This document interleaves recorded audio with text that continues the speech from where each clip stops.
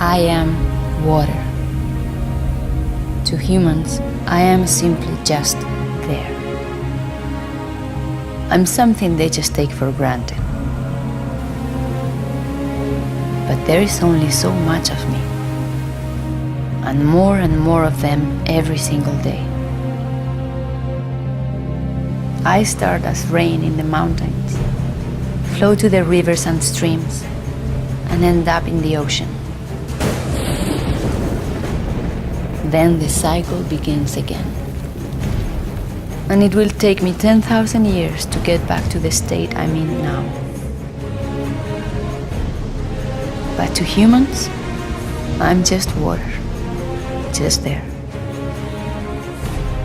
Where will humans find me when there are billions more of them around? Where will they find themselves? Will they wage wars over me, like they do over everything else? That's always an option, but it's not the